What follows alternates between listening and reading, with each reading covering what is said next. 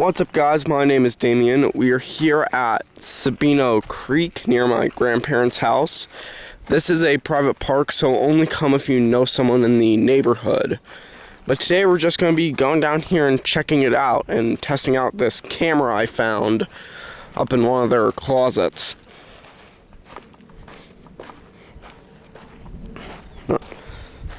Look at this. Absolutely beautiful area. Now, if you walk along the path here, if you've seen any of my other videos, you should know that up around here is where there are those two tables that have something on top of them. Gramps, do you remember this? There used to be like picnic tables over on that platform. Yeah, the picnic tables were moved into that camouflage building over there. What camouflage building? There's nothing over there, Gramps. What are you talking about? Initially, in the 90s, there were concrete tables down here. And during a massive flood, during the monsoon of like 95, 94, somewhere around in there, this whole area was underwater. And actually the water was almost up to the road where we came down. So this was under like probably 8-10 feet of water where we're standing right here. And those concrete tables got washed away. And you see the stone tables there? They were kind of like that. And it actually, the force of the water broke them up and washed them away. Some pieces of the picnic tables were never found. Others were so broken up that they just hauled it away to the landfill. So they replaced them with metal tables with wooden tops and benches, and then stored them in that camouflage building. What camouflage building? Yeah, one over there. And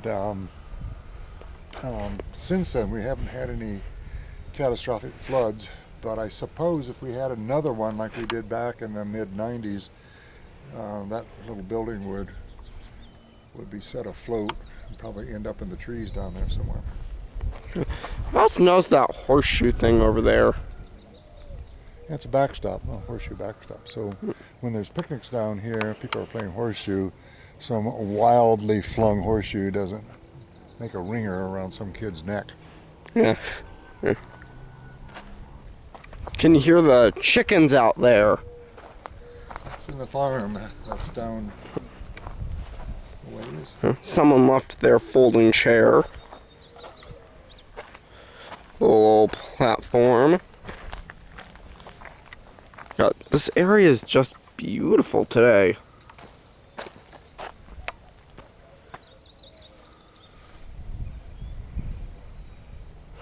Let's go down and see the waterfront.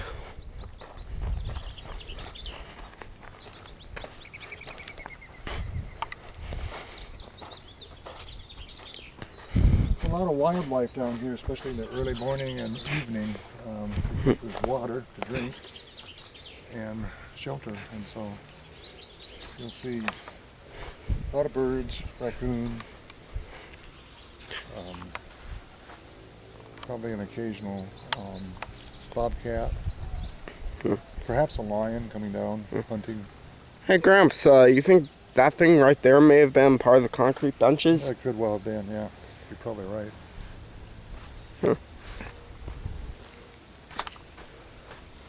Really cool wildlife area, and take a look at this.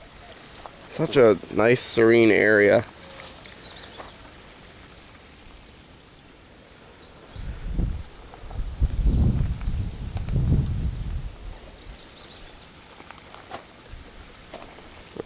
Let's check out the dam. Hey, Gramps, remember when we brought those industrial boots down here? Yep. Worked until I went too deep. So a while ago, my grandma got me these big old rubber industrial boots. And I decided to give them a little test run down here by walking in the water. They worked until I walked too deep. Then they flooded in. But I actually still have them.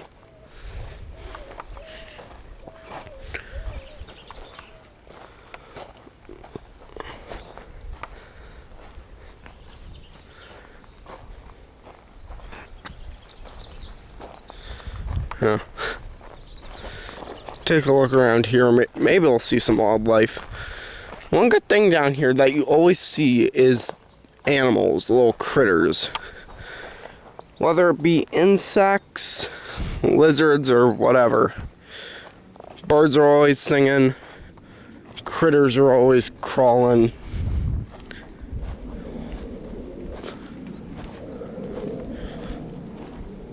Whoa. See that big old buzzer? One big old bug.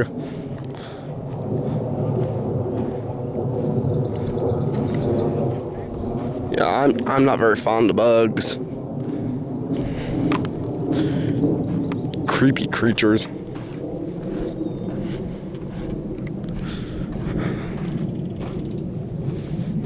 Beautiful, beautiful morning out.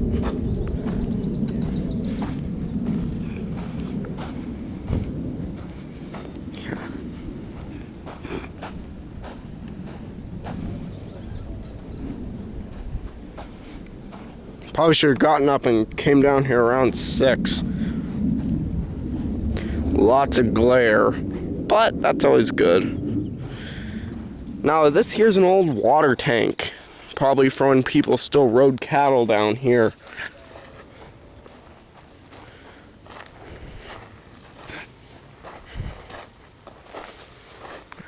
Whoa, that was a big lizard.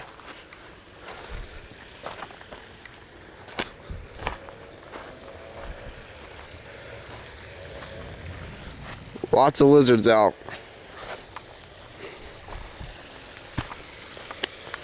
And down here is the dam. Now I gotta say, goddamn, that is one good dam.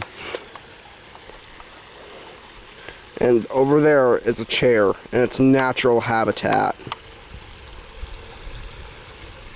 How do you think that chair ended up there, Gramps? Well, I don't think it walked there, even though it does have 4 legs.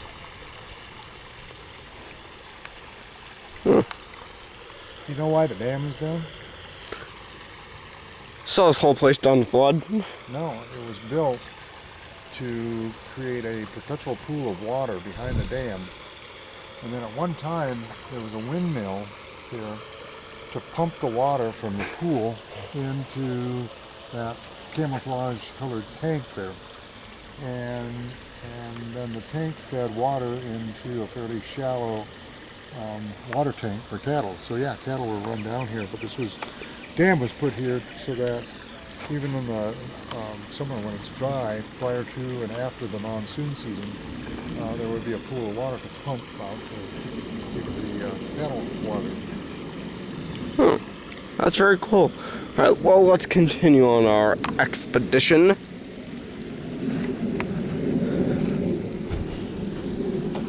Really neat area down here.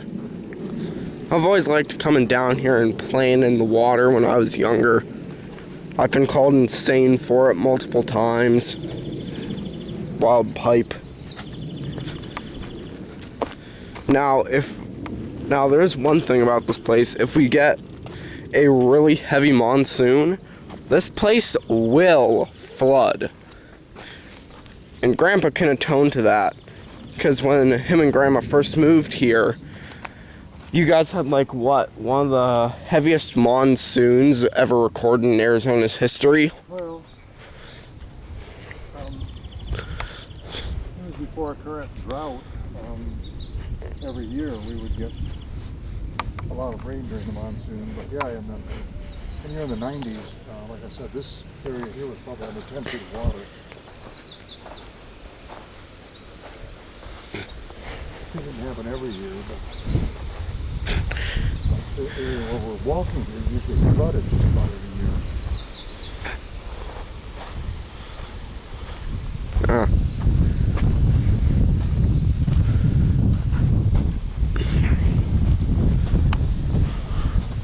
There's a really nice breeze going.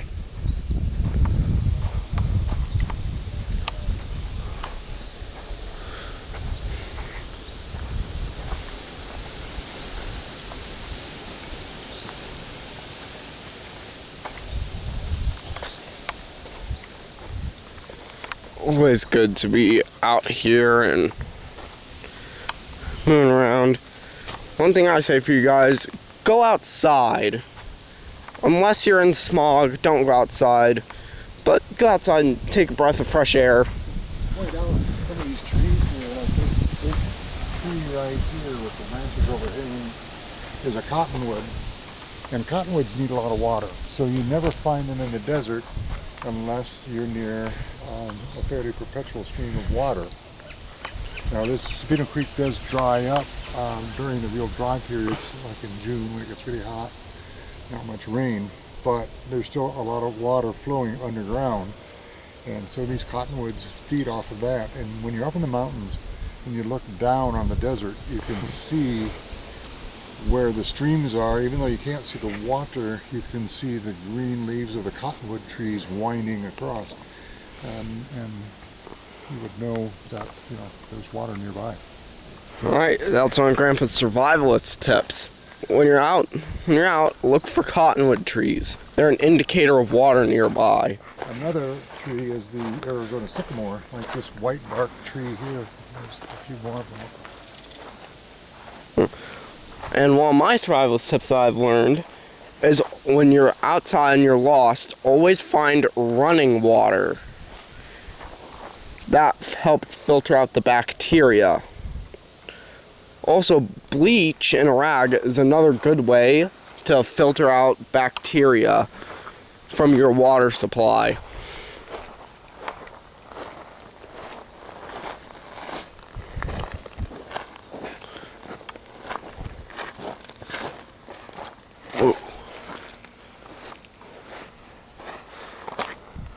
Also, when you're out here, be careful for wildlife.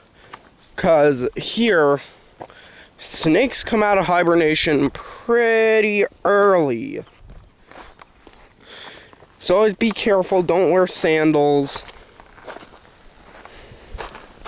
while you're out here, because snakes can be deadly. I mean, just ask the people who died on the Oregon Trail of dysentery. And let's walk along this path. Hey Gramps, you remember the time we came down here and we saw that shack made out of tree branches? Well, that was actually the other direction. Oh, it was? Yeah, You can see the Arizona, very good example of the Arizona sycamore. It has a big white bark tree there. This thing, memories. They're remarkably old, and again, you find them along stream beds because they require a lot of water. Huh. Well, do we want to show the viewers the so-called Slenderman Trail? It's up to you. Alright, well, let's head back and show you guys the Slenderman Trail, and I'll tell you the story behind said trail.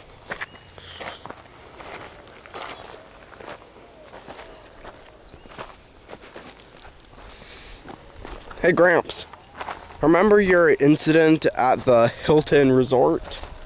Don't remind me.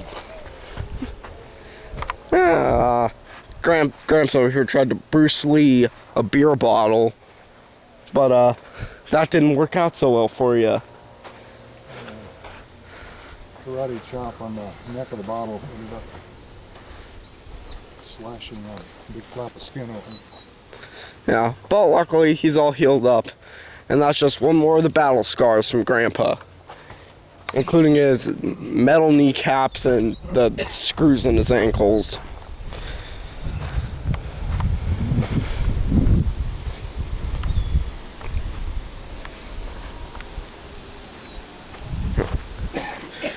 Hey Gramps, remember the Air and Space Museum at Washington, D.C.? Yep. Oh God. So, Not as well as you remember it, probably. yeah. So there's this simulator ride there. This ride basically, it was like playing Star Fox, but you were actually in the ship. The simulation would actually do barrel rolls and like the maneuvers. Big old box that'd move when you did it. And we went in there And I was driving, and I absolutely lost control of the craft and just started spinning out of control, and I was screaming my head off. Makes sense. I was like, what was I, like 10, 9? Something like that. At the time, doing barrel rolls. And the woman that was working there, she gave a crappy demonstration of how to use it. She was talking faster than the people telling you the side effects and all those medication commercials. But she like pulled us out. She said the kid was screaming. Like, makes sense. I don't know how anyone doesn't scream on there.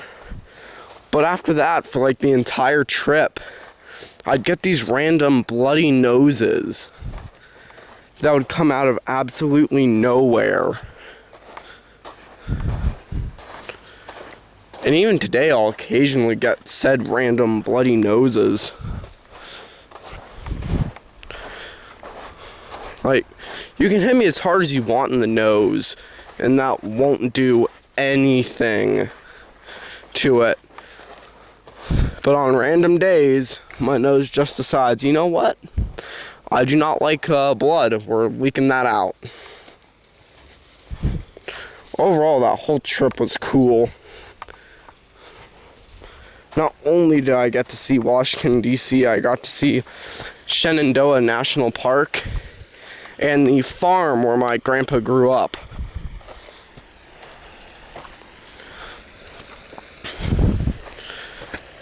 Brought my old Nintendo 3DS with me. Got that 3DS XL. I still have that thing. Got it in like 2nd grade after the first one broke.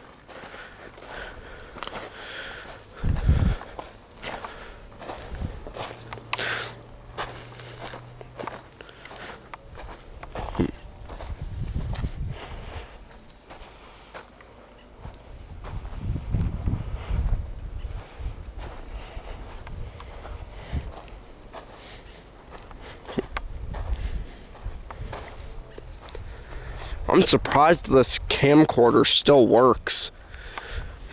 Last time it was used was like 2010, 2012-ish. Because last bits of footage we pulled off of it were from me making some old home movies of me playing with toys back when I was really young.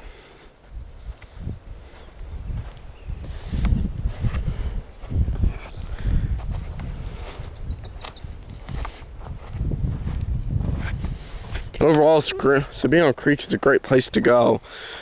But if you want a larger and more expansive experience on Sabino Canyon is a little ways down the road from my grandparents' house.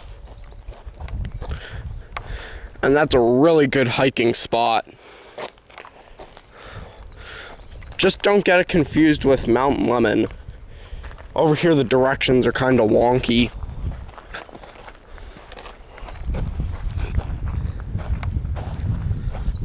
Watch out, Grandpa.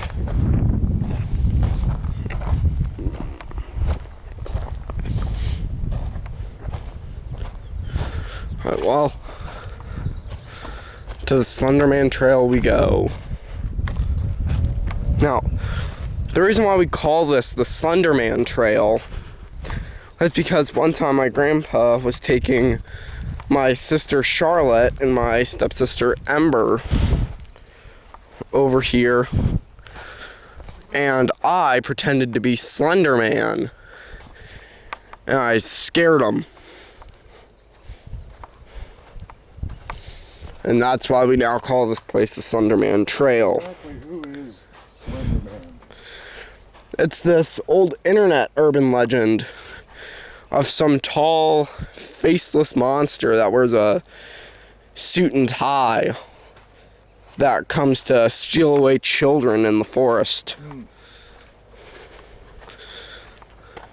Originally made by some seriously good Photoshop skills and a spooky tale to go behind it.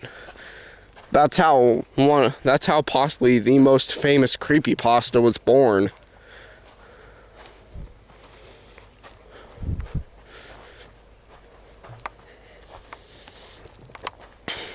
You know, it's kind of like how Jeff the Killer was born as well. A creepy photoshopped image and a spooky tale to go behind it. And now, my personal favorite creepypasta is the NES Godzilla creepypasta. I mean, I'm a huge Godzilla fan. And I remember stumbling upon that one day. A long time ago. I was in like 5th grade when I found the creepypasta. And I remember watching it on YouTube and it scaring the heck out of me. What made it so believable is that it had actual images and music to go along with it. Watch out, there's some poo-poo down there. But I've always had fondness for that creepypasta.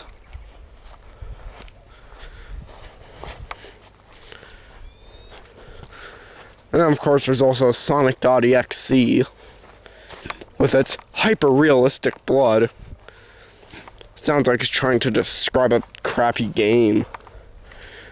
It's hyper-realistic. It's got turbo engine processing. It feeds you spaghetti.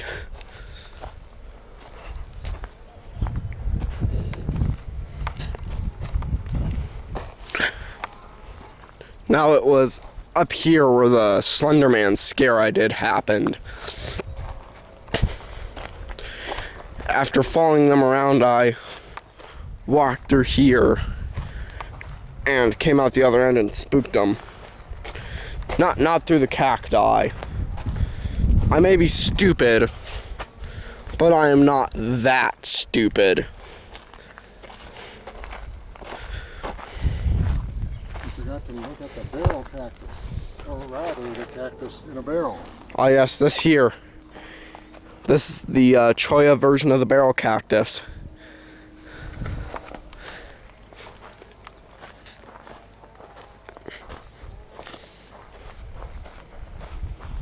And there's a real barrel cactus. Yeah, there's a real barrel cactus. Yeah, I'll just avoid that. You want to zoom in on this cactus one? It looks very similar to a young saguaro cactus, except you notice the spines are curved like a fish hook, and they're called Fishhook Barrel. Yeah. And they always lean towards the south or the southwest. They're what's called heliotropic. They follow the sun, and sometimes they lean over so far that they fall over, uproot, and then they die. Huh.